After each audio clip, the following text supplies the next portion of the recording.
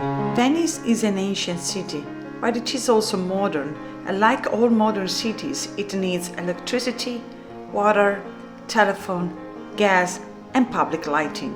But not only that, it is also fragile, with its building with a majestic air, but so easily flammable, and cosmopolitan, both in the past and in the present, and therefore needs sewage and water, like all the cities in the world. So let's find out how Venice works between bridges, water, and fire. Welcome to another episode of the Unwritten Venice.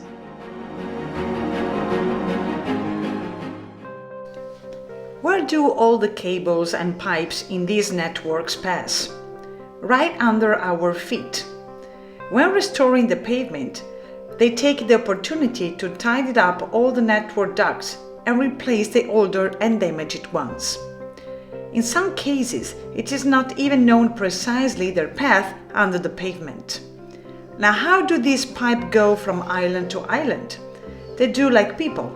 They use bridges. In Venice there are 431, all unique, and 4 of them cross the 2 shores of the Grand Canal. At the same time, Venice, as it presents itself today in our eyes, is very different from the past. Originally, in fact, as strange as it may seem, there were no bridges. What is that? Because the inhabitants used to travel through the 121 islets by their own boats, or by the ferries of the time. When they built a bridge, there were in some cases the problem of where to build it. The roadway of many islands was not defined, and often the outlets of 2 canals did not coincide. For this reason, some bridges of Venice are oblique. In the event that the ground where the sides of the bridge wasn't consolidated, it was preferable to build a wooden one, much lighter than the stone. A simple wooden bridge, however, needs frequent maintenance. Even the stone bridges are not eternal. Cracks are formed. The brackish atmosphere attacks the plaster, the bricks, and the mortars, with imaginable consequences. The most famous bridge is undoubtedly Rialto. Elegant with its white Istria stone, towering over the Grand Canal, it captivated for centuries those who live and those who visit Venice. It is the most beautiful and well-known bridge in Venice, as well as being the oldest of the 4 bridges that cross it. The first was a bridge of boats. A real bridge, resting on wooden poles, was built in the second half of the 12th century. Growing importance of the Rialto market on the east bank of the canal increased traffic on the floating bridge. The structure consisted of 2 inclined ramps that joined a mobile central section, which could be raised to allow the passage of the taller ships. In 1551, the Venetian authorities issued a call for the refurbishment of the Rialto Bridge, the one that has come to this day. For its financing, a lottery was in place, perhaps one of the first in the world. After much discussion and controversy, it was decided to realize the project of the Venetian engineer Antonio da Ponte, conceived with a single arch of support, so as to easily allow transit in the Grand Canal of more than 28 meters. More than 12,000 poles of elm wood to support the foundations of the structure, which houses 24 workshops spread on both sides. The ascent is divided into 3 ramps, a central one about 10 meters wide, with wide steps divided into groups of 5, and 2 side ramps about 3 meters wide. And the sewerage system, how does it work? In the Middle Age, only the large palaces of the most important families were equipped with private bathrooms. Most of their inhabitants had to take advantage of community and shared latrine. They were usually placed near some canal in which they discharged. The narrowest ones were thus real open-air cloacae responsible for the cleanliness of the entire city. In cases where there was no canal near, it discharged into large collection vessels that flowed into the lagoon waters. Both the black water and the scraps of the table and the kitchen were thrown at it.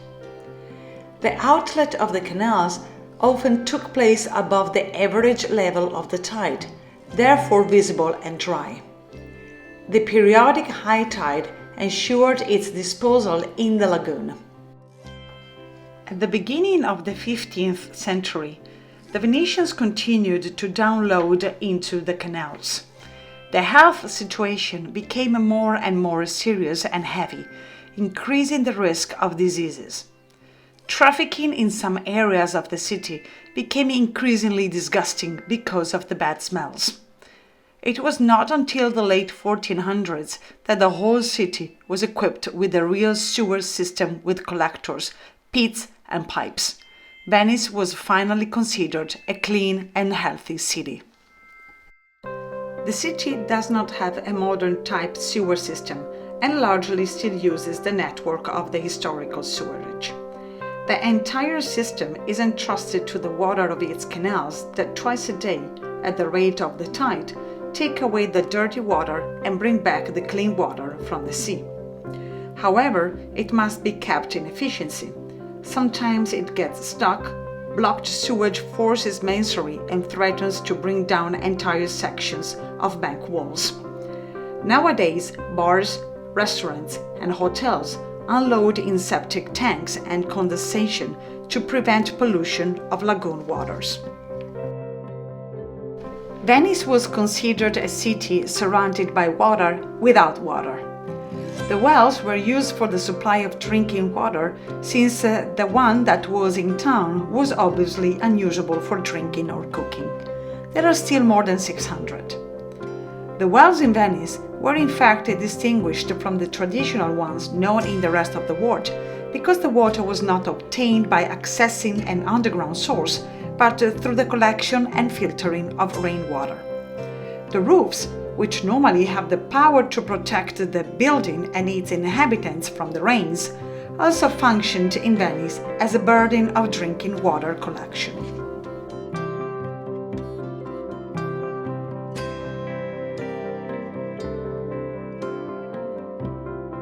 The Venetians exploited the clay nature of the lagoon's subsoil floor that was almost waterproof. For the construction of a well, it was necessary to have a large area where to place the cistern and manholes for the collection of water, but above all, not to be affected by salt water in case of rising tides. That is why many wells were made in raised areas, to ensure that the salt water did not end up in the containment tank. Once the water entered the manholes, it was filtered by layers of river sand of different thickness and flowed into the main cistern, from where it was drawn from the Venetian population. To encourage the collection of water, the surrounding pavement was made in a slight slope. The top of the structure was called vera da pozzo, generally made of Istrian stone. They served as both a parapet and a support, which usually allowed women to collect water from the tank with buckets.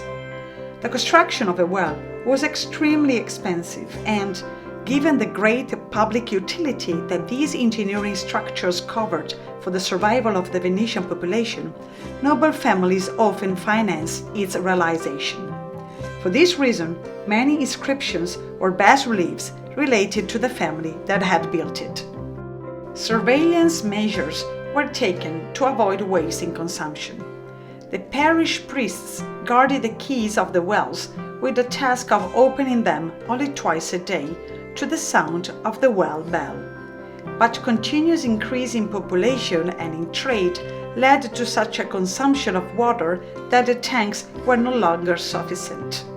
Therefore, in 1540, the Senate decreed the construction of the excavation of a canal in order to bring the waters from the Brenta Canal to the edge of the lagoon. The transport was carried out by boats. Employees of this transport were the acquaroli, The water could only be sold in small quantities on the streets or in the shops. The Venice aqueduct was inaugurated on June 23, 1884.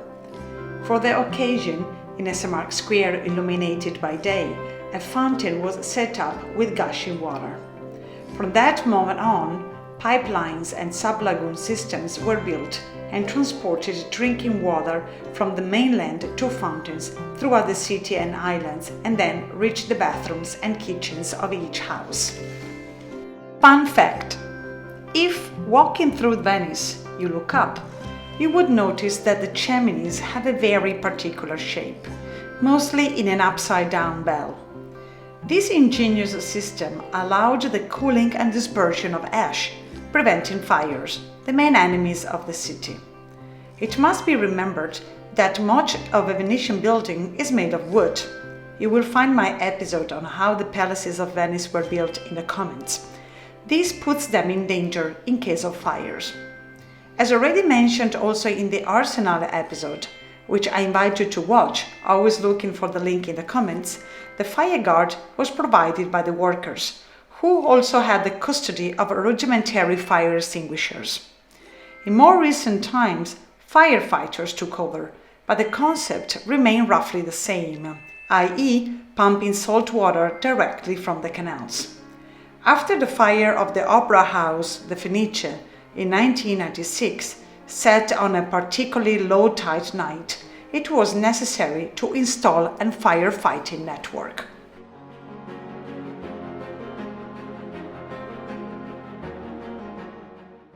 So thank you for watching. If you love this video, please subscribe and share.